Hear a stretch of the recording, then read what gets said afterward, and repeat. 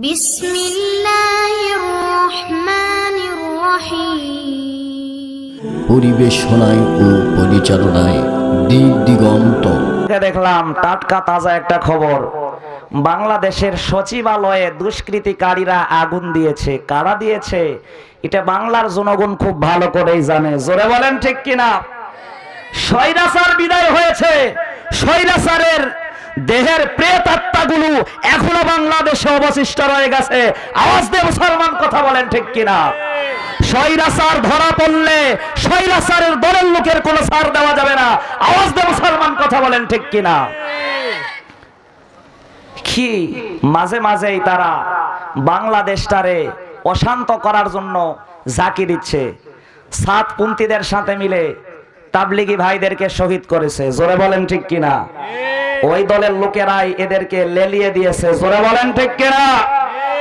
সচিবালয়ে আগুন দিয়ে এখানে তাদের নথিগুলো রাখা আছে, কোথায় কত বাজেট হয়েছে আর কোথায় কত মেরে খেয়েছে।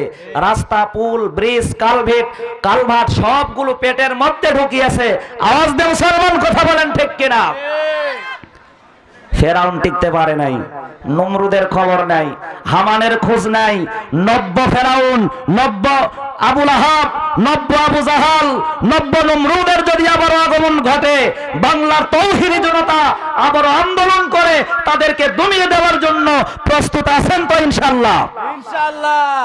আল্লাহ কবুল করেন। জোরে বলেন আল্লাহুম্মা আমিন। ওদের ব্যাটারি ফিউজ হয়ে গেছে, কালেমা বের হয় না। জোরে কোন মারহাবা। খানা কি এখন আপনাদের মাঝে কি বিতরণ করব নাকি? হ্যাঁ, আওয়াজ করে কোন আল্লাহু আকবার।